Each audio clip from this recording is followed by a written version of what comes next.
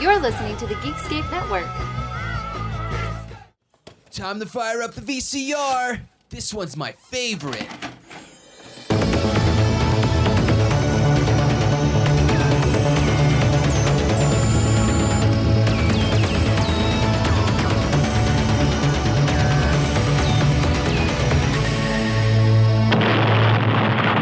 That was gold. Welcome to Analog Jones and the Temple of Film. I'm Steve, and we're a VHS podcast that looks at the box art trailers and behind the scenes. And this week, returning once again, Chris and Brad. Hello. Hello. Brad, I hear your wife loves the film we're going to be reviewing this week. Oh yeah, she's like, if this comes across like any evidence that you bought this, or it comes across any streaming service, she's like, you're out of the house. Shit. And Chris, your girl, this is her first time ever watching this film we're about to review. Yeah. Yeah, she liked it. She enjoyed it. That's good. That this tells you two it's vastly different. Vastly different opinions on this. One of them was terrified by it as a child. The other one just watched it. And one of us might still be terrified. Well, my wife, she looked at it and she's like, I've never seen that. And I'm like, well, yeah, your parents would never let you watch this. And she's like, did your parents? And I'm like, oh, God, yeah, my grandma owned this. Like, Muppets, he'll love this. Oh, man. All right, let's get into this. We watched The Dark Crystal, or should I say Jim Henson's The Dark Crystal. This 1983 release. What a film. People's opinions on this is pretty dramatic. Some people love it, grew up with it, nostalgia, love the fantasy, and other people are like, nope, that's nightmare fuel, ain't touching it. Yeah, my son's terrified of it. And he's probably right, because I think I watched this as a kid and I repressed it all that time up to now. And after watching this, I never want to see this thing again. Oh, wow. No. I watched it all the time as a kid. I loved it. So here we go. Let's listen to the trailer. Actually, I'm sorry.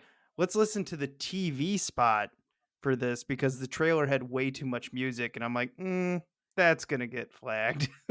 So let's go with the TV spot for The Dark Crystal.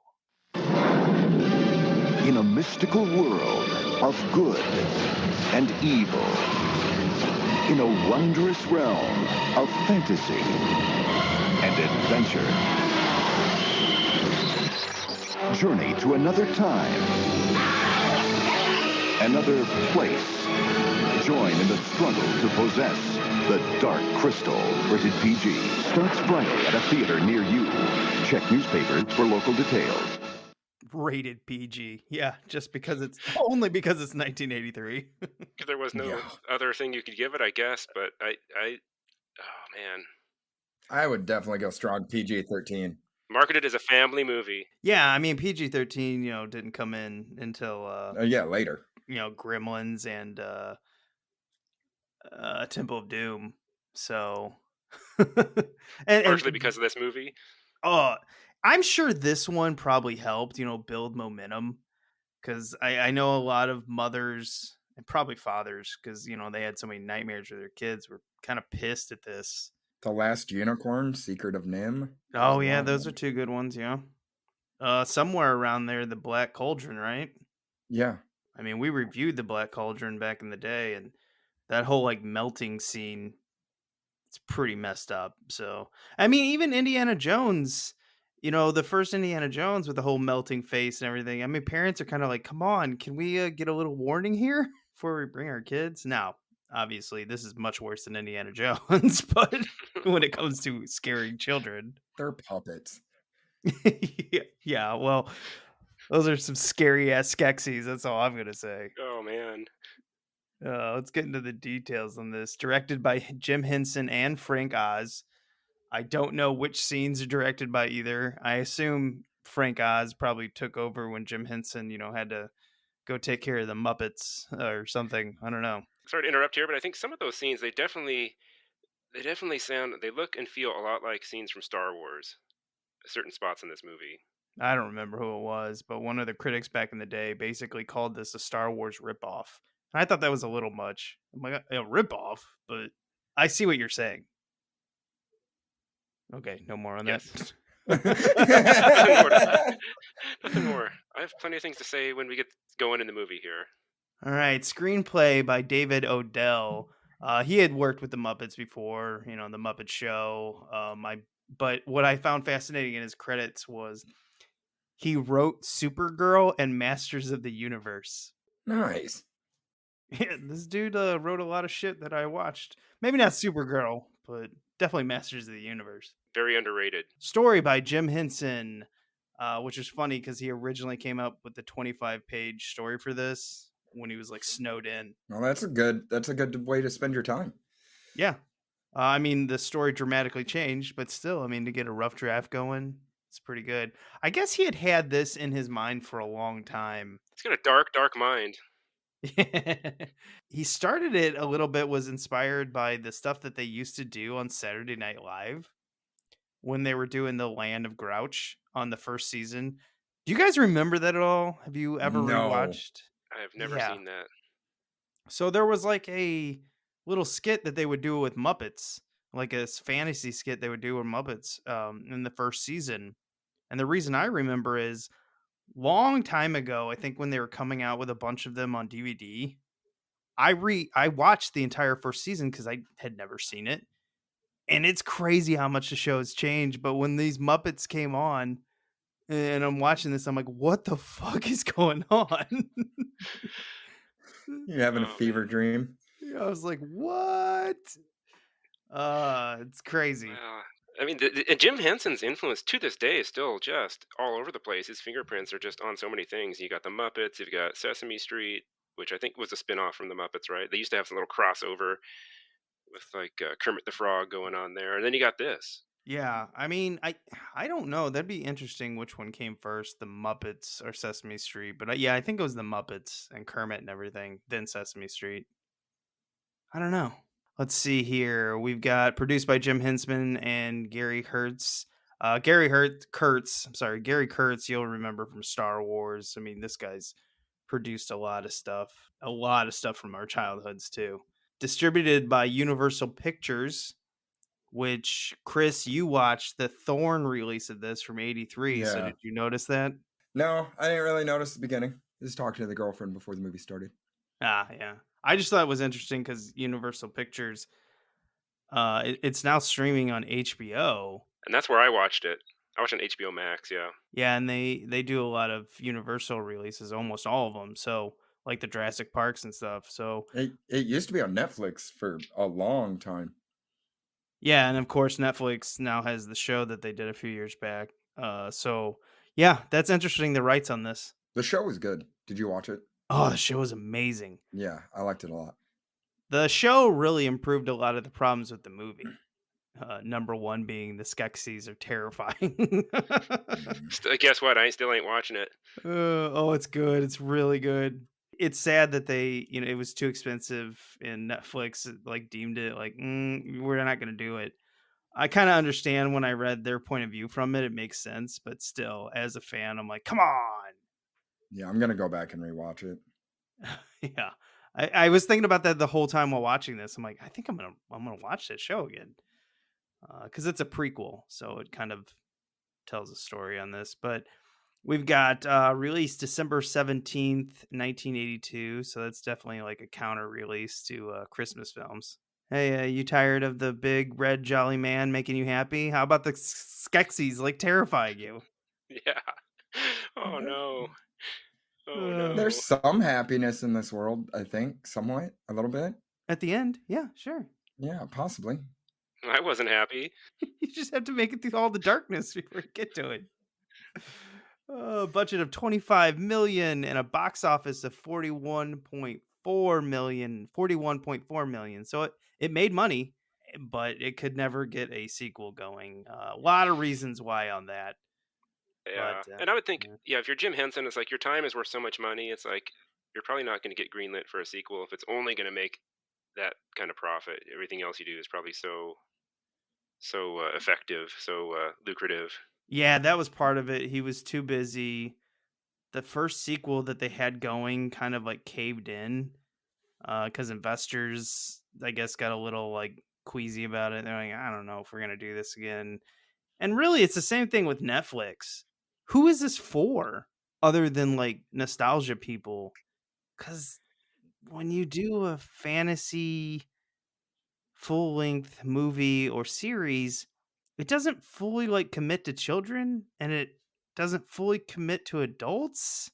I don't think my parents would have bought the sequel.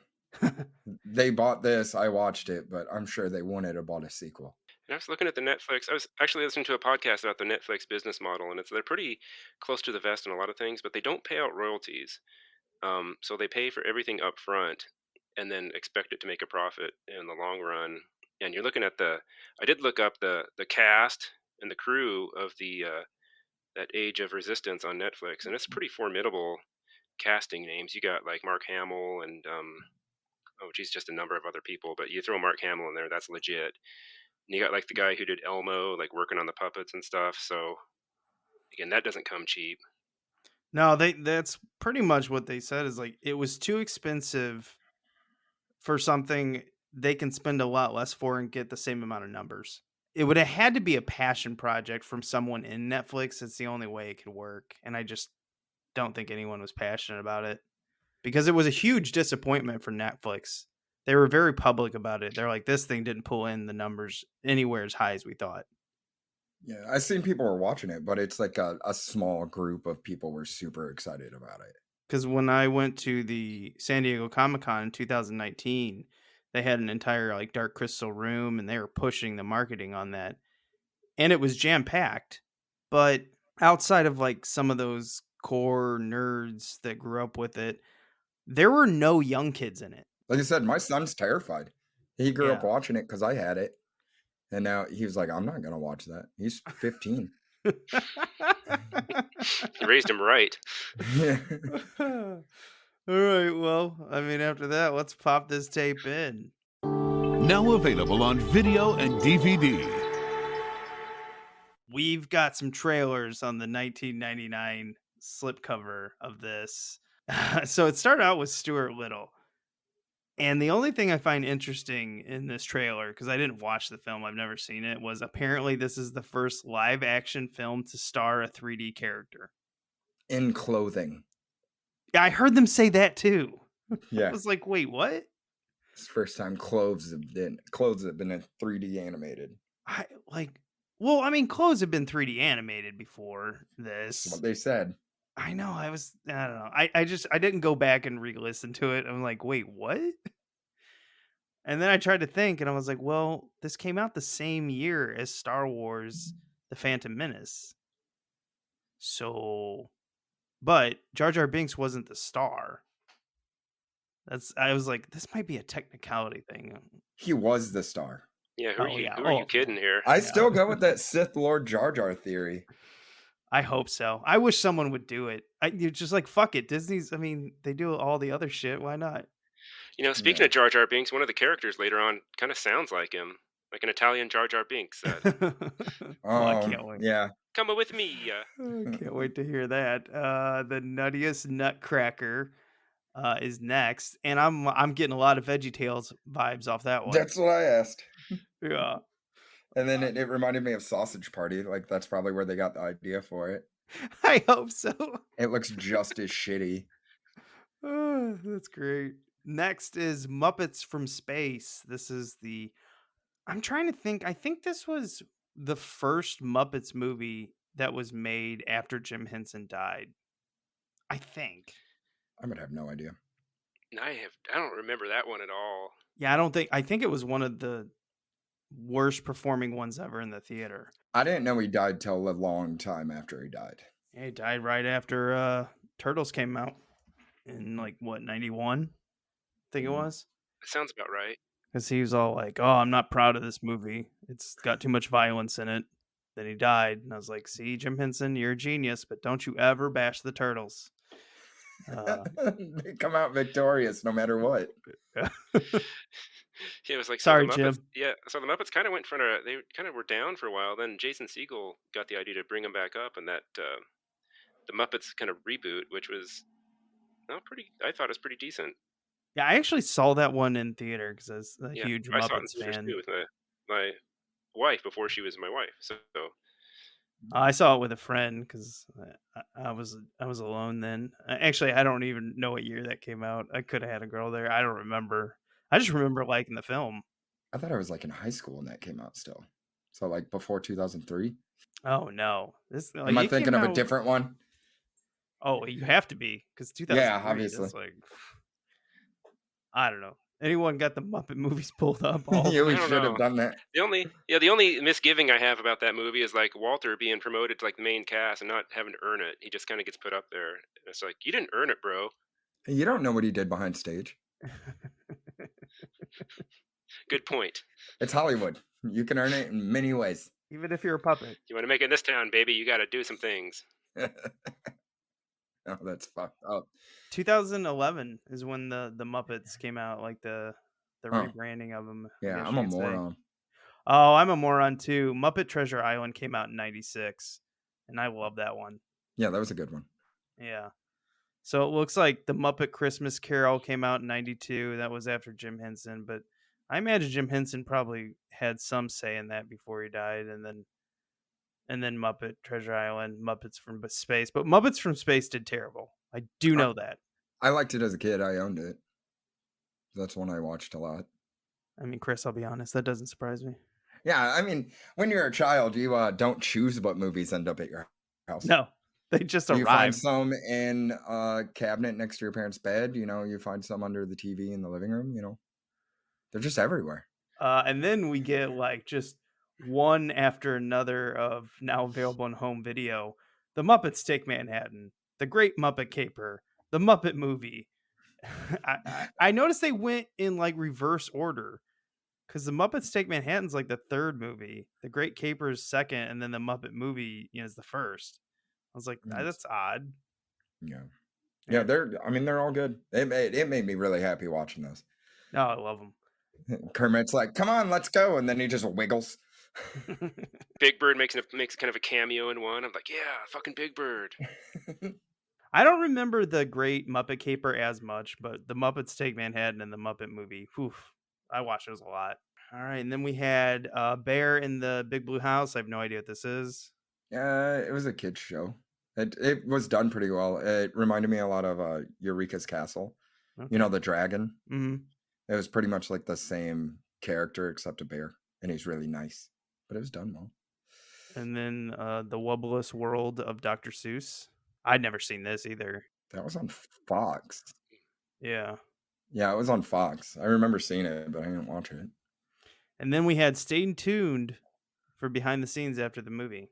Did Nope. you have that? Oh, yeah. I watched the entire featurette. I was sucked in. It's not on mine. I was hoping it was. Wait, the Thorn one? Yeah, I didn't have anything after the end credits. It just white screen. Yeah, no. I mean, this was like a special inside of the VHS, and it's a heavy VHS, the 99 release, because it's got so much on there. Sorry to break in here. I just kind of had a thought here. Thorn EMI, that's the same company that released Highlander, wasn't it? I think, yeah, because Thorn came out very, very early in the VHS world, and they had like the hard case, kind of like Sega games, except they were white. Yeah, I thought it was like a recase at first. Mm-hmm. No, I mean, so again, this is the beginning, so I actually think these make more sense. That's why rental markets went with them and they did the cut boxes because, they last. Kind of like Sega games. Their covers last. Mhm. Unlike Nintendo and Super Nintendo where your boxes got destroyed immediately and then just thrown in the trash. Yeah. I think this was smart, but I think they were just probably too much to produce. And then Thorn EMI got bought out by HBO Video. And then I think Canon bought some of the distribution rights that they had or something. Because I saw Canon's name float in the story behind Thorn EMI. I've got actually a lot of the Thorns. I don't know how many there are, but there are a few that I don't have because they're really expensive. Yeah. I'm not going to spend $100 on a movie just because it has Thorn EMI video on it. And they're saying that they might be coming to the end of their life. So I was like, some of those that are reaching that price, do you really want to spend and not have it in the next 2 years? just sits on your shelf. Yeah, man, I really hope they don't just die, because there's going to be a lot of sad people. Mm-hmm. I think the ones in the 90s, though, are going to last a lot longer. They're just a lot better quality. These ones in the 80s, yeesh. I mean, this one, it was dark. There's no doubt, but almost all these from the early to mid 80s are pretty dark. Yeah, mine's just dark and has a hum the whole time. It Oh, looked yeah. great other than that. The hum on these. All right, let's get into this movie. And now, our feature presentation. On the planet Thra. How do you spell that? How do you say this? Thra? That's how I take it. Audio wasn't great on mine. Two races appeared when a shard from the Crystal of Truth broke off. The cruel Skeksis and the gentle Mystics. I was like, ooh, thanks for the storytelling there. And now I know what's going on. We've been getting so many of these Monologues. like just voiceovers explaining the stories to us, because we just did the Highlanders and now we get the Dark Crystal, and I just crack up. Like, I hope we get it for every movie ever. It just makes it so much easier. You just know what's going on. oh yeah. I'm like, you do know I'm an idiot. Now, thank you. Now I know what's going You on. gotta have some kind of you gotta have some of the warm up there. Star Wars is just classic at doing that. It's like Yeah. they can start up a new movie and like fill you in on the details of what's leading up to it. Yeah, you can just jump in at any point. I mean, it works. I mean, Star Wars just did it so, unique that everyone remembers it. But most places just like put some text over it and then have, Sean Connery read it. Not Star Wars. With this starts with both of these great leaders dying, which was which was very vile. I mean, it's like the Skeksis. I was just like, there's some kind of crocodile vulture looking crossover thing, and it just plays on every instinctual fear you have as a life form from planet Earth going back about 3 billion years. I mean, that is just what great design. Yeah, I love the Skeksis. I think they look awesome. They look amazing. Yeah, I drew a lot of these like growing up, just trying to always copy the Skeksis. Like I never draw, like one of the Mystics, and it was all Skeksis. It's like these things. So yeah, awesome. they're Skeksis are terrifying by design, and the Mystics are supposed to be all playful and cuddly, but to me they're terrifying too. I don't trust these things, man. They're always gonna hug me with all his arms. Oh, they're so and they just float right barely over the ground. They don't look quite. They look like they should be on all fours, but yet they're still just walking on two legs. Real slow. They look like that guy on the cover of all the romance novels. I cannot remember his name. Fabio. Yeah, just imagine their hair blowing in the wind. That's why I like Chris on this podcast. Every movie we do, he's always going to have some reference to something like that. And I'm like, what the fuck? Yeah, it's something that comes and it's like a left hook out of nowhere. It's just like... I might be an idiot, but I've watched a lot of things. I can't read. I would have never thought of that in 1,000 years. That they look like Fabio. Please tell me you said that in the middle of the movie. Hey, these Mystics. Is it me or does this look like Fabio? I mean, look at the cover. He's standing over the witch. You can just imagine his hair blowing. Well, he looks like Fraggle Rock. They're the ones who look most like Fraggle Rock to me. But I don't see Fabio other than the hair. the pod lengths. That's what I'm talking about, the hair. And the dumb face. Yeah. So like when the Skeksis dies, everything makes sense. You got two people who do like the stone challenge to see who's going to be the new emperor. Or I was like, okay, that makes sense and everything like that. But when the Mystic like calls Jin over and dies, the one thing he says that pisses me off, he's like, I should have told you about the shard a long time ago. No shit. He's the one who's supposed to do everything and he knows nothing. You guys totally did not set him up for success, And I got a lot of Star Wars vibes. There's a lot of Luke Skywalker, Yoda vibes going on there. That's my problem with it. He acts like he doesn't know anything, but he tells them exactly what to do. He's like, find the shard, repair the crystal. He's like, I got the shard. What am I supposed to do with it? And by the way, if you don't do this, we're all dead. I'm like, what the fuck? Like, what the fuck, dude? That's not, no, that is a bad grandpa. Bad grandpa. You know, yeah. So then they get into the battle. They start hitting that stone, and it's like, this is really appropriate for a 5-year-old to see. Oh, Hey, they weren't hitting each other. that's true. They were just hitting a stone. So Yeah. go outside and hit a tree. Yeah, go whack a tree with the stick. The loser basically gets like almost gang raped by the other ones. I mean, that's not. Ugh. Yeah, I think you have some repressed trauma Yeah, you I are know. throwing at this movie. I was like, I didn't see gang rape coming at all. No, I thought, I've seen them tearing apart like his uniform and making him like lose his position. The Chamberlain. He lost all his treasures.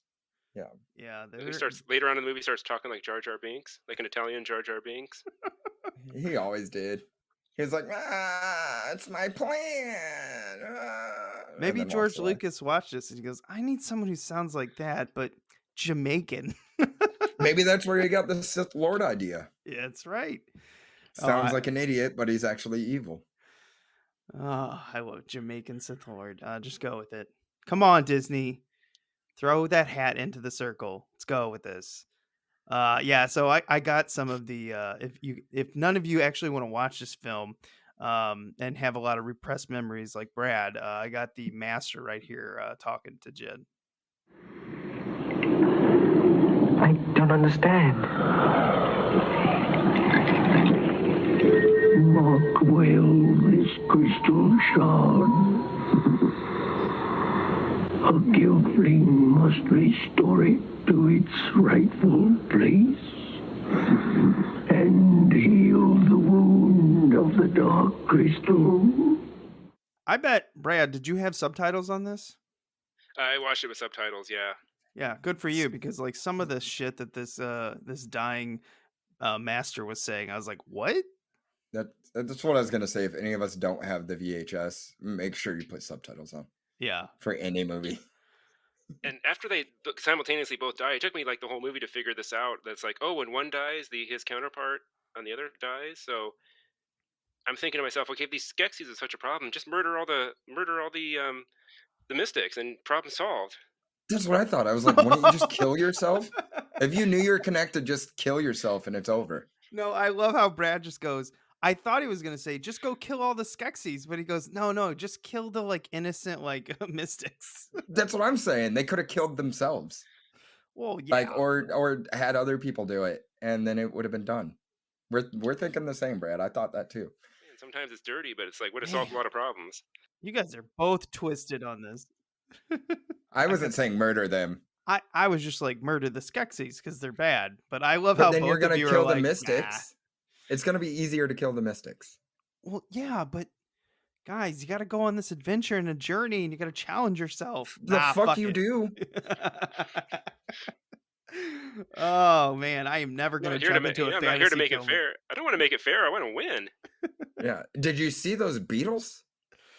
Oh, those crab things? Those crabs. Yeah. Oh, I have nightmares about that to this day. Yeah, and those suits almost killed those actors in it because they were like 70-something pounds. Oh, nice. And they were so hot, they had to actually hang them up. You know, like you hang your clothes, they had to hang them up like every once in a while so they could rest. I like how you can see their feet under it. Just skittering around. Well, speaking of this, so I was watching the VHS and I could totally see the strings that were keeping up those like horse things that they were riding at one point, but we'll get into that. Yeah, I thought that was funny. I was like, I can see the strings. I get so excited when I can see the strings on these things.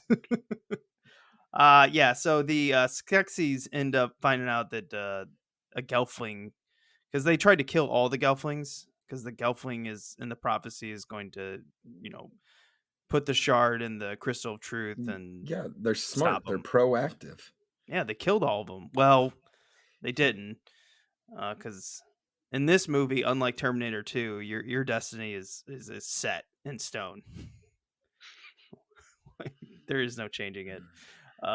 And so Jen goes to meet with Agra, who is probably, other than Chamberlain, Agra's probably my favorite character. You mean gross Yoda? Yeah, I know. Yeah. I just love when he gets trapped and she goes to see him. She pulls her eye out as a periscope, Yeah. and then it zooms away and it's 1 foot above her head, and then she pops it back in. It's like, you were right there. You could just look at him. I just love this character. And another like awesome thing about it is behind the scenes, Frank Oz was doing her voice, just Mhm. so the other puppets and actors and stuff could react. And he sounds hilarious because he's doing like an older woman like this. He's like, ah, la, la, la, la. Oh, it is like, it does sound like some kind of like Karen Yoda. I Taking it know to 11 too. it was like an old dirty Jewish Yoda. I'm like, what is going on with his voice? I couldn't figure out what he was trying to do. I was like, there was a little bit of coffee talk in it, you know what I mean? But then like totally like Yoda. I don't know. I don't know how to describe it. You'd have to go watch this featurette. And I'm like, what the fuck? Thank God they didn't go with that voice. It's like Yoda on cocaine. It's great. I don't know. It was hilarious. Yeah, I love her. I got some of her right here. Actually, you know what? She explains what's going on so much better than the master. Now, to his credit, he was dying, so I understand. But she's like, no, this is what you got to do. Just go do it. What's wrong with you? Here we go. 1,000 years ago, there was a great conjunction. I was there. 3 suns lined up.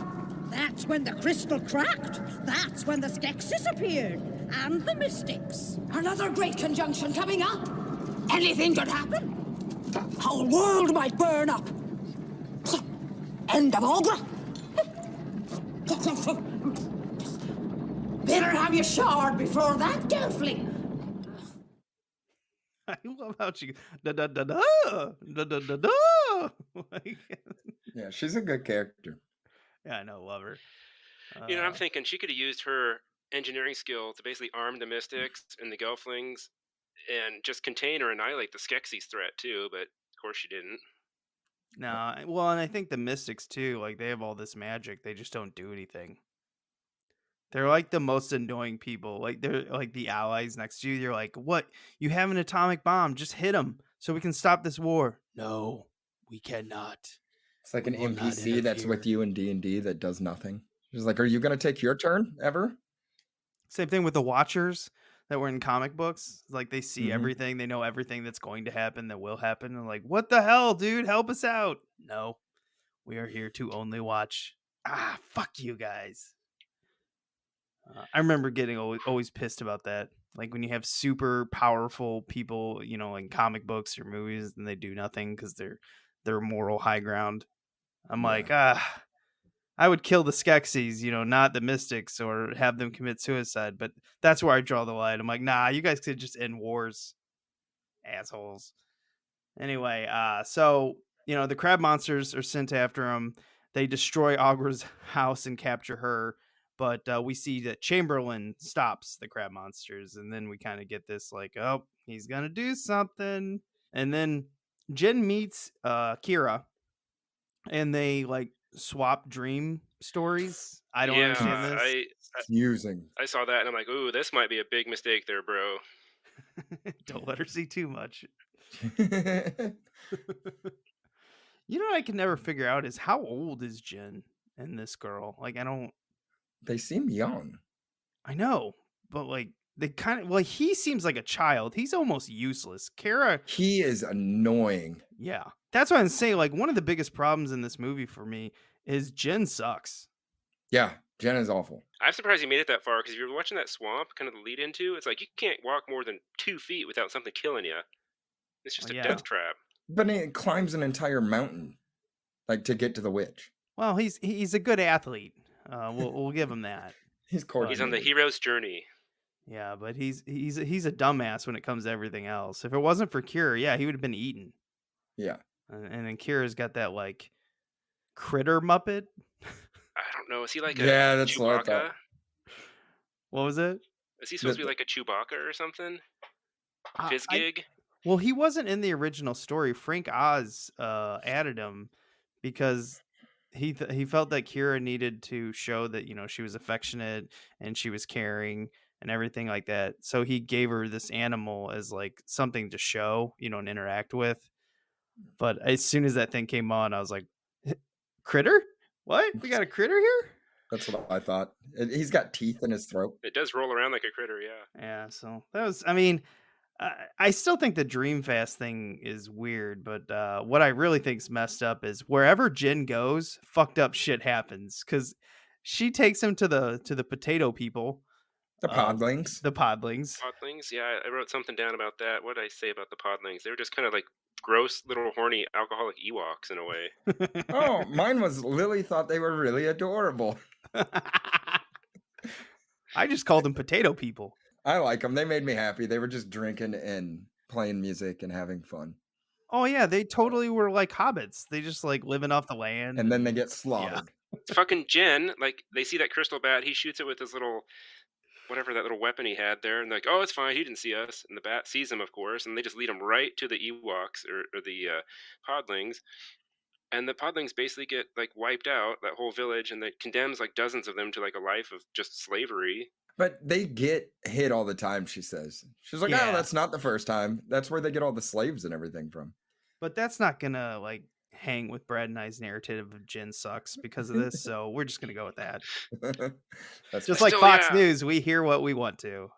There was another part too where like, bring out the slaves. I'm like, oh no, don't. I don't want to see this. No. And then it's just vile, disgusting, terrible. I just love how they get on these.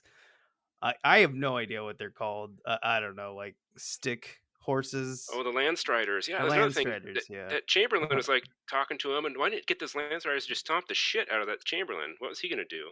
Ah, that's right. Yeah, I actually have the clip. This is one of my favorites of Chamberlain when they find like the old Gelfling village ruins, and they're like kind of figuring out what happened and everything like that. And then Chamberlain comes along. He's like, You want to come with me? I don't know. How did you get that? That's like Mario. Yeah. It doesn't sound like Mario. I wrote down Brad's sounds like an Italian Jar Jar Binks here. All right, let's let everyone out there in podcast land, you decide. What does he sound like? Here we go. Prophecy! Jen! Stay! No, stay, friend! Stay, friend! Prophecy caused all this trouble. That prophecy? Yes! That's why Skeksis killed Gelfling? Yes! Bad mistake. Skex is afraid. Fear Gelfling. But you're Skeksis. But I am friend. Save you from Garthim. Why? Don't listen to him. It's a trick. No, please, must listen. I'm outcast. If I make peace, I'm outcast no more. Will you stop the Gartham attacks? Yes, please, come to the castle. Please, show them you want peace. Please. Okay, I'm picking up the Italian there. And he said more than 2 words at a time. You're coming to the castle. So I guess my descriptions, I'm kind of exaggerating somewhat, but Well, I mean, it's funny too because now I'm picking up like Jar Jar when he's like, "Please, me," and all I think is Misa. Misa friend. I'm gonna be honest. The creators of Mario and George Lucas, you guys got some explaining to do here. So, yeah. All right. So Jen and Kira go to the castle and immediately get their Landstriders killed from the crab She things. sends them to their death. Yeah, I know. She's like, She's fucking go fight those things. You'll survive, right? and they die for nothing because they don't get any of the podlings. You know. They get one. They kill one of the crabs Oh, okay. Yeah, that's a fair and knock him trade. off the cliff with it. I know. I do remember as a kid, like when she had wings, I was amazed. Like, what? But then we find out that she can only use them to float, and I was like, still cool, but not. I don't have as better than wings. nothing, but What? He's better like, than I don't nothing. have wings. Oh yeah. We got to get this video thing sorted. Yeah. So they end up going through the dry moat and going through like the. Actually, I don't know what they're going through, but like the catacombs of this castle, Yeah, I guess. like the sewer system Yeah, minus ooh. sewage. Oh man. after seeing the dinner scene that happens earlier in this film, Yeah, I wanted to this- talk about that. and the Me Skeksis, too. which, I mean, the dinner scene is awesome Is- and kind is- of like really doesn't do anything for the film except It's explain the worse Skeksis. than Texas Chainsaw Massacre, I think. That is one of the most disgusting things know. I've ever seen. It did something to me. Yeah, it made me just not want to see this movie even more, or even less. Brad, don't you have a thing with people chewing loud? Yeah, and it reminds me of that Gary Busey movie where they're all eating loud and they're like, what was that movie? You reviewed it. You and Matt did. Oh yeah, not The Dangerous Game, but oh damn it, it's got iced tea in it. What's wrong with me? Oh, that sounds like a good movie. It's not the one where they hunt them, is it? Yeah, it's Oh, you guys did that? I missed that one. It's a good movie. it actually is. It's I mean Gary Busey's awesome, but Surviving the Game, that's what it's called. Yep. Yeah, I had a lot of fun with that film. Yeah, but that scene, I know what you're talking about, the breakfast. Oh god, that one guy who's like chewing his ham or his eggs, I can't remember, just makes you so sick. Or was it the dinner scene where he was telling the whatever. Gary Busey's got one of the best monologues I've ever heard in a like action film like that when he's talking about his dog. Go back and listen to us talk about it, the bulldog story. It's amazing. So so they bump into Chamberlain again. Well, I guess we can. Is there any more you want to discuss on the entire dinner scene? Not me. I think I've got my points. It was just one of the grossest things I've seen. Yeah, so they bump into Chamberlain again when they get out of the catacombs, and I like this Chamberlain kind of the most. This kind of like when he just gets irritated. He's like, "Be friends." No, you don't want to? Fine. Smashes Jin and then just takes Kira. He's like, "Fuck it, I'm getting back in the group." Just goes right Isn't up. that when he gets stabbed with the crystal? Yeah. That's when. Yeah, and then you realize that they're connected Yep. because the other guy starts bleeding. Yeah, so that was definitely when you're a kid. They're like, oh, they're the same people. Mm-hmm. That's when I figured it out too, and I'm like, okay, then just gonna leave that little gelfling down there with the only weapon that could hurt them between now and eternity. Just Well, yeah, he smashes them. So I guess Chamberlain thought he was dead. Yeah, you're right. Like the only thing that could stop them is that shard, but maybe he didn't know it was the shard. I guess he didn't know. He just got cut, as far as he knew. Yeah, but he squashed him good. But Jin is resourceful. He survives. But I love the whole like draining of the essence from these podlings, these potato people. But I especially love like when the new emperor like drinks the potato person's essence, turns young for like I don't know all of 10 seconds, and he's like young in quotes. yeah, young. Of these reptile bird monsters. And then he just like basically bashes his chemist. You idiot! It didn't work. It worked better with gelflings.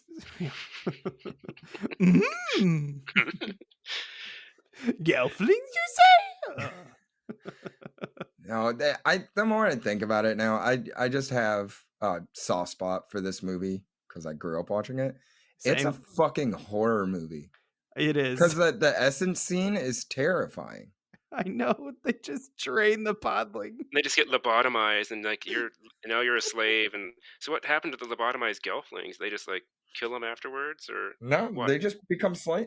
Oh no, they probably sucked all their essence out, like 100%. Sucked them dry. I'm sure some of them, because you don't want too many, podlings like just roaming around. Well, he's talking about the gelflings. There's no Oh. gelfling slaves. Oh yeah, no, they killed them. I'm sure they sucked the essence out and then just I don't know, like threw them down the tunnel. Yeah, it's like when you get a ketchup packet and you suck the rest of it out. Can't leave any. And then you throw it away and think about how many people have touched that package. Ew. Yeah, so I mean they do get Kira in there, and then the chemist is like, oh, let me take her, I'll suck her essence and then you can be young again. And how she's like, call the animals. And then when the Skeksis falls down the tunnel, and then you realize like how shitty is it if you're one of those mystics? He It's just like, fucking fuck. poofs and they look You're behind and gone. they're like, Yeah, they don't even react. They're like, well, That's when I realized I'm like, you should have just murdered the fucking mystics then. That's when I thought about it too. But no, I was saying about Kira, how she talks to the animals. I don't think she talks to the animals. I think she just starts screaming nonsense.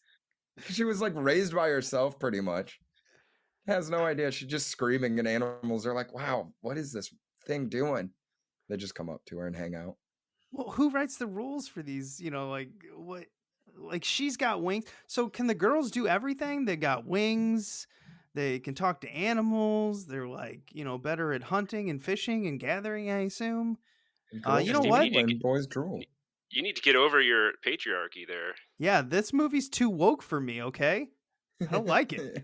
Are you gonna start burning it? Yeah. I need to get all the Dark Crystal copies and burn them. People shouldn't watch this. This movie's too woke.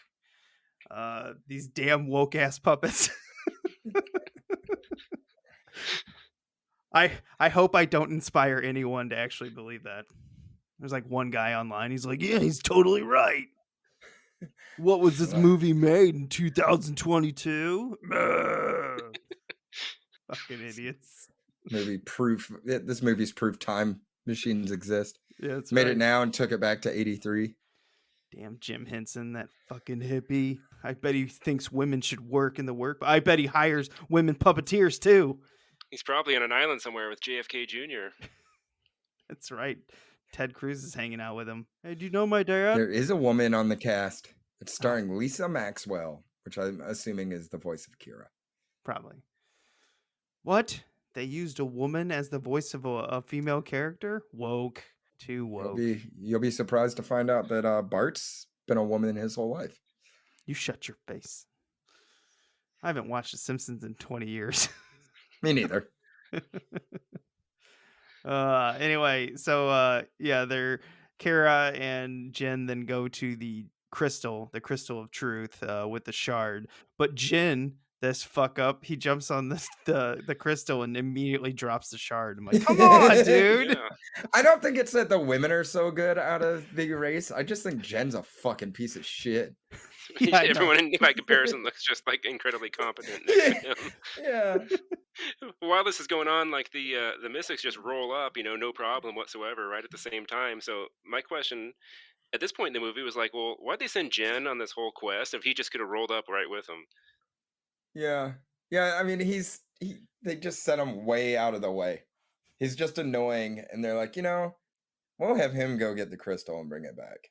Well, what the prophecy, like, they forgot to blow some sand away from the prophecy because they're like, a Gelfling will put the shard back in the crystal. But what it actually says, the dumbest Gelfling on Earth will put the crystal in the shard back. Somehow was the one to survive. Yeah, the one idiotic guy left. Like, damn it. Because his mom was smart. Again, a woman. The woke crystal. That's what they should call this. And then, well, the best part of the movie is when Kara dies, right? Am I right? When she's that's what you get for getting out of the little Muppet. How dare you there. be better than me? Yeah. Again, don't take what I'm saying seriously. No, when she dies, and I was like, oh man, this idiot just keeps fucking everything up. At least he actually got the shard in, okay? I was hoping he'd drop it again. I've seen the movie tons of times. I know this ain't gonna happen. But she tosses it and then dumbass drops it down the hole. Or he goes to shove it in the hole, but he doesn't put it in the right way. And it gets stuck. And then they cut to the dog who makes like a Fraggle Rock face. The Debbie movie Downer. ends. The Skeksis rule. I guess we're stuck with these assholes for eternity. And then the ritual Skeksy, just like when he stabs her, I was like, holy shit, movie. You don't care. I mean, Jim Henson and Frank Oz went out of their way to make like just the nastiest Yeah, this was to the possible. point. You went PG. It was PG to R, and they went right up to the wall to get an R rating. Yeah, it makes sense why Hot Topic had a lot of merch. It's all these kids who are watching The Dark Crystal. It makes sense now. It's real edgy. I need Hot Topic and I need new metal. Hey, you keep new metal out of your mouth. As long as you keep it out of your stereo. That's right. I said it, even though I listened to it. I totally listened to it. I mean, you had no choice back then. Like, what else did I have? Bob? What do you mean back then? I get your joke. As he turns around, he's like, what should I listen to tonight? Corn or corn? All right, you and Matt. Oh, Jesus. Just watching Dracula 2000 and looking at all your That's a great CDs. soundtrack. I know. I knew it was going to happen. Oh, I remember that was like back in the day when Slipknot burst on the scene too, and I was like, Oh, okay, yeah. I kind of was like into Metallica, and my buddies are just like, oh, you're gonna love these fuckers, and it's like holy shit, you turn it on, and it's just a wall of sound that just punches you in the face. It's Oh, it's 9 aggressive. people. One of the guys just plays the kegs. It's fucking tight. Try splitting that $60 door. Damn it. Oh, and I was talking to one of my buddies too, and he's like, normally with a band, after their first release, they're really angry, then by the second one, they'll be way more mild. He's like, no, they were even angrier in their second one. It's because they're splitting it 9 ways. I'd be pissed too. I got 13 cents. And some shitty nachos. They gave me nachos for dinner. Watered down cheese.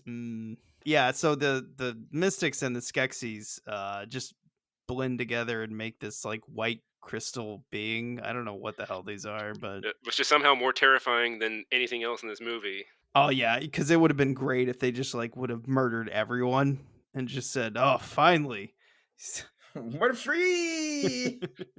That's actually someone actually split the crystal of truth so these people wouldn't murder everyone. It was a Skeksis that split it in the drawing.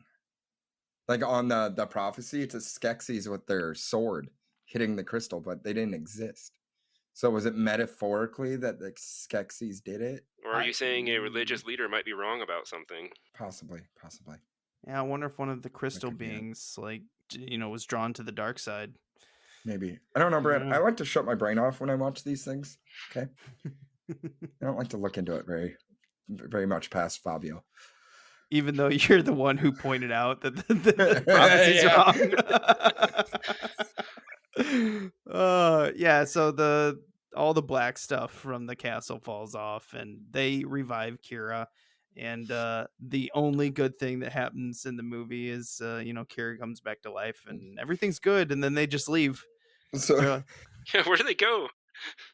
When the big guy's like, hold Kira close to you, and he does that stuff with his hands to res her, Lily's like, it looks like he's doing the kiss, kiss, like putting the faces together and moving the kiss, kiss, kiss, kiss, kiss. And I was like, this is the dumbest thing ever. It was great. Well, knowing Jen, she would have came back to life and he was holding her in her arms and just drop her down the hole. I'm so excited. No! Just see Arga, whatever her name is, Ugra in the background, just like, ugh. Yeah. But then they just dip out and the movie's over. Yep, it's over. Well, I had a question too. Where did those beings, they disappear into space like Connor McLeod in Highlander 2? They're just gone. The alien version. Yeah, they go like the aliens, they just floating around in space somewhere, I guess. I'm sure we'll find out what they are in the sequel. How did they get split? Did they just come down to Earth? Well, not Earth, to Thray, to like hang out, and they were like, oh fuck. And then now we're stuck here for a while. No clue. We'll have to find out in the sequel.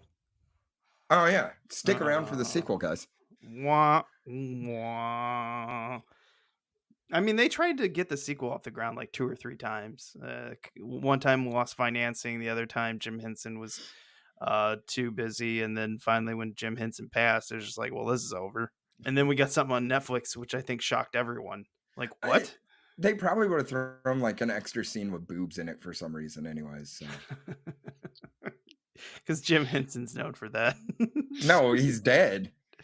So good Frank Oz is finally puppet sex. I've been waiting my whole life. Well, they would have known these guys just to mess with me. They'd thrown a clown or something in there. That'd make it just would have put me over the top. I mean, wouldn't even. Do you not like clowns? Oh my god! No. Well, I know what's going on the list of what to watch. Yeah. We got It. We got Terrifier. We got Killer Clowns. There is a Terrifier VHS. I gotta wait for it to re-release. Oh man! And Terrifier 2 is gonna come out soon.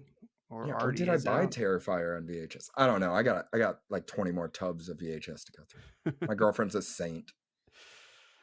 We'll see how long that lasts.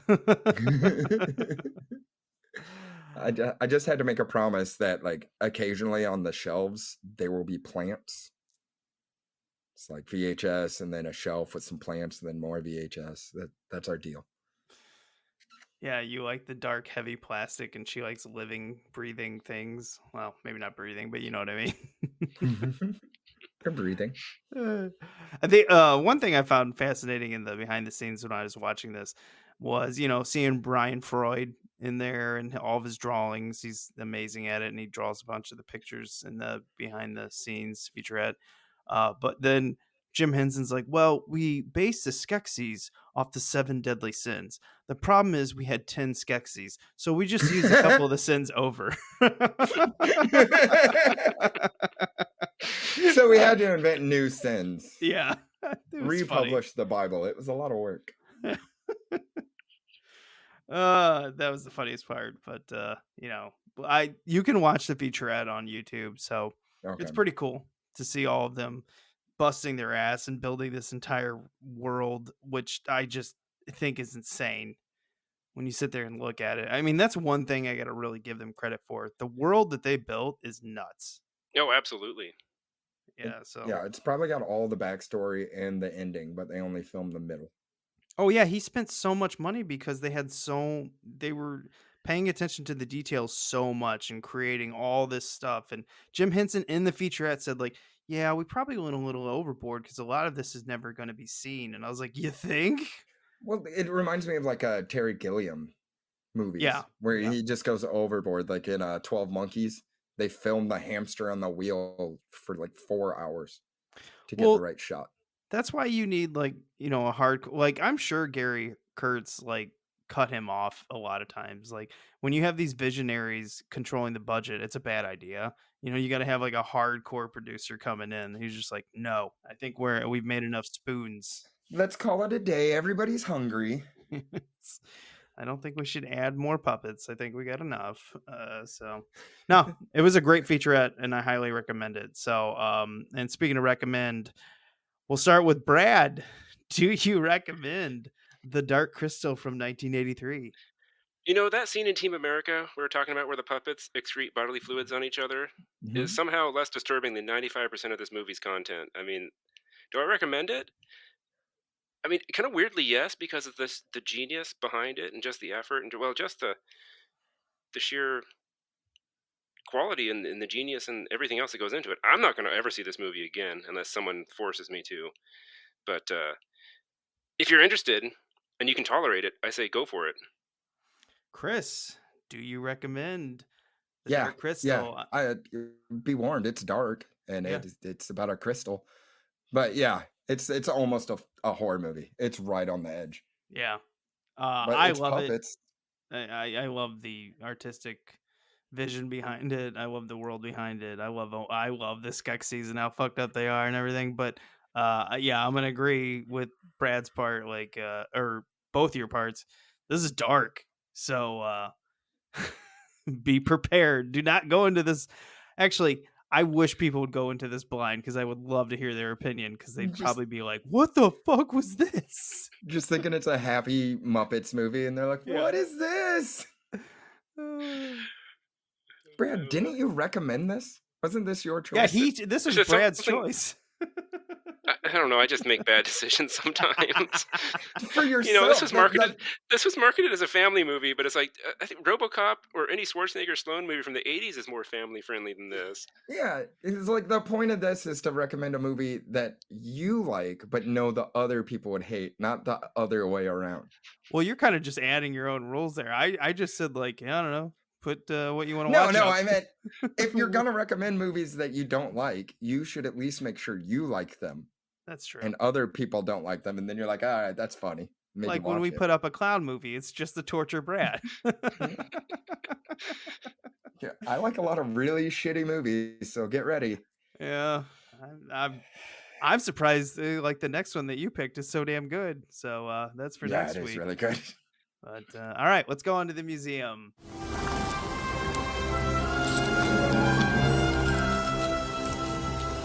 This is the second time I've had to reclaim my property from you. That belongs in a museum. So do you. This is the part of the show where we go out in the film jungle like Indy and bring something back to our Muppet, I guess, Jim Henson wing of the museum. Chris, I'll let you go first. I'm just gonna do the kissy hands. I couldn't stop laughing. Rewound it, watched it again. It's a great part. I love it. All right, Brad, what do you got? I was gonna say Jim Henson's creativity, and I would also say like gross Yoda, Agra, she, her, since we're being all woke. I love that this is now the woke crystal. we don't use fucking pronouns around here. So you're gonna put her in because that's a great one. Oh, it was like Yoda turned to 11. Yoda with sagging boobs. And struggles to sit down every time. Sounds like she's shitting on the floor. I was just like, I like when I watched it this time, I paid attention and I was like, wait, she's got saggy boobs and you can clearly see. Like, I'm surprised we can't see nip. I was just like, oh man, that's probably Frank Oz right there, because my VHS is pretty dark, so I don't know. Oh, you got to watch it well, I guess I didn't watch it in high def. Like, Brad saw the nips. I just saw the sagging boobs. You just saw like wrinkles. Brad was like, "Oh, there was nudity, guys. You guys." I honestly thought Augur was a dude until like reading the recaps of this. So. I'm telling you, just go look at the puppet online, and you'll be like, "Oh shit, he's right." I'm like, "Yeah, I know. Frank Oz made this, and he's a freak." I imagine like Jim Henson was probably like pretty straight and narrow, like to smoke his weed and everything, and then he just met Frank Oz, who was just like a coke addict. He's just like, man, wouldn't it be awesome if we did this shit? Like, whoa. He's just an enabler. We've made up so much shit here. I hope everyone knows that we're just making shit up. We're gonna see it on Wikipedia next week. I think Analog Jones is not that informational anymore. Yeah, people got that. Wikipedia will be like, this was the start of the wokeness movement back in 1982. Then it's with college campuses thereafter. Provided by time machines from the future. I'm gonna put in the Chamberlain. I know that's not his name. That's his job. So if anyone's out there like, his name isn't Chamberlain, yeah, we don't care. What sin is he? Greed? I don't know. I think they're all greed, right? I mean, is his lying maybe? I mean, yeah, he is a liar. They're all liars, a trickster. Too. I don't want to meet lust. Oh. Oh no. That just that settled in like Agra sitting down, like, oh, that's rough. Okay. All right. Well, I think that's a really good transition to what we watched. I'll go first. I watched Prey, and I'm sure there's a lot of greasy, fat keyboard warriors who are complaining currently right now about how stupid woke it is. And I don't get it, like, because I've been saying this joke for a long time, and I love it because I'm making fun of these people. They're like, "Oh my god, the woman could never do that stuff. Could never beat a predator with like prehistoric tricks." I'm like, did you watch the first Terminator? Arnold might have had a lot of muscles, but he used tricks, like traps. Had to use his mind. And they went back to the simple story of the first one too. I don't want to spoil, I'll let you watch it, but I guess there is no spoiler. And Predator comes down to Earth during, I don't know, the 1700s when natives like probably controlled half. Actually, no. The French were there. I don't know what year this was supposed to be. 1700 something? Anyone know? It's after all the French settlers came. French would have been there like late 1600s, yeah. early 1700s. That was right around the Cherokee Nation, right? So that would have been like North Florida-ish, South Georgia. Yeah. So, I mean, wherever they were blending, the people hunting down, getting fur and everything like that. I guess they were just hunting bison the entire time. Oh, then I have no idea where this is at. Maybe this was like up in I haven't seen the movie, so. Oh, okay. Oh, never mind. You were just being smart. Don't let my ignorance distract you on this. So. Well, I mean, it was just a back to basics Predator, and I really enjoyed it. I I think watched it. it's I liked it a lot too. yeah, and I think it opens up a lot of they can go in any time period they ever want to with the Predator. They could go in the future, they can go in the past, so it kind of Mhm. opens some stuff up, and I'm pretty sure we're gonna get some more. You can go Yeah. to You Hulu go and in New watch it. York. They can be in New York in the 90s. Yeah, the future. When we reviewed that movie, the one thing that we called out when they were like, the movie came out in like, I don't know, 91, 92, and they were like, in the future of 1997. Like, why do you choose such a like close future? Like, you couldn't say like 2010? I don't know anything. They would have had to use more CG. That way they could just be like, it's in a couple years. Yeah, guns got Same scopes. buildings. Future. Anyway. All right, Chris, what'd you watch? Oh, yeah, Prey. That was Oh, the main okay. one I watched. It was really good. I liked Yeah. it. People are talking about doing like samurai Yeah, it version, sounds which awesome. I think would be fucking tight. They can do anything. Pirates. That'd be tight. Yeah. Future. But I mean, Future I don't Predator playing actual future sport. we can go back a bit. Just not 2024. Maybe 2026. Well, what if the Predator killed Dean Cain? That's fine. That's a fair movie. That would be like the sequel to Future Sport. Future There you Sport 2, Predator's Awakening. It's the crossover event of the century. But with Prey, they released it in the native language. Yeah, I thought that was cool. really cool. Oh, cool. Because it is confusing. The French speak French, and all the natives speak English. Yeah. And the Predator screams. But it's like, are they supposed to be speaking their native tongue, but they just put it in English so that, we know what the fuck the movie says? One of the best memes that, some like keyboard warrior made up was pretty funny, where they're just like, after seeing the Predator lose to a teenage girl, I'm going to assume these predators are sitting down as kind of like the rich dentists that go like hunting, wild boar or like rhinos. They're like the rich predators that actually don't know. They're like, they're good enough, but they would get killed left on their own. Yeah, they're the gen of their race. Yeah. Oh, ooh. But I don't know if they're that bad. Did you notice how primitive his tech was compared to Predator 1? Yeah. That's what I love. So I think it's like appropriate. They're not as advanced, and we're advancing with them. They finally viewed us as like equal prey, is why they started coming. Yeah, it's fun. And you get to see a predator go hunting. So I'll have to watch it. It's all right, good. Brad. What were you watching? So what I've watched, this is a few months back, but it's this show on HBO called Winning Time. I think the book was called Showtime, but obviously HBO isn't going to use that title. It's about the Lakers dynasty getting put together in the late 70s. I don't know how realistic, how true to form, how accurate it is. I know Kareem and Magic and Jerry West had some things to say that it wasn't like very accurate, but sure is entertaining. Yeah, I mean, Dr. Jerry Buss is hilarious. Now, I thought they were kind of open with like, not all of this is true. I mean, they flat out say that. They're like, yeah, some of this is true. Some of it's not. Sometimes you just got to make a show, though. Yeah. Like, as long as it doesn't damage the reputation of people, I think it's fine. Well, yeah, Jerry West was all mad about it, and he was talking about he wanted to sue. Well, from my point of view, he comes off looking really good. I mean, that thing was just kind of a dumpster fire, and he's the guy who kind of captained the ship and got it through. But he was known as a party animal, so I don't know. I wonder if he's mad because it makes him look dumb, or I don't know. See, I thought it made him look good. Yeah, so did I.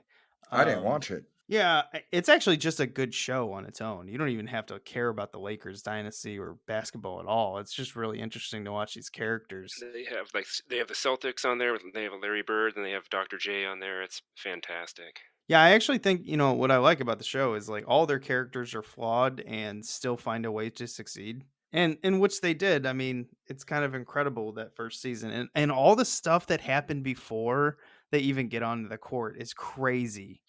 Oh, yeah. So I highly recommend that even if you're not a basketball fan. Is it an ongoing show? Yeah, there's going to be sequels to it. There's a whole bunch of things that happen later on, kind of culminating in Magic contracting HIV. Oh, shit. Yeah, I was wondering if Magic Johnson wouldn't like this because, it doesn't paint him in a very good light sometimes at all. But sometimes I don't think he really cared for it. But what are you gonna do? At the end of the day, he still won the title and the Rookie of the Year, right? No, wait, no. No, Larry Bird. won it. Yeah, Bird won Rookie of the Year. He won the title. I wonder what Larry Bird thinks about it because, like, Larry Bird's character is awesome. just like throwing down massive chompers of like Skull and Copenhagen and drinking Budweiser. But it also shows that he's not racist. You know what I mean? So at the same time, I was like, well, that's a pretty good view of him. But anyway, I don't know. Was that a spoiler? Whoops. But I recommend it. Watch a show. So that'll end it this week. Guys, thanks for coming along on the Dark Crystal ride that Brad didn't like, even though he chose it. You did it to yourself. I'm sorry. What have you done? All right, let's try to get this. Remember to be kind. And rewind. Yes. All right. It's better every time.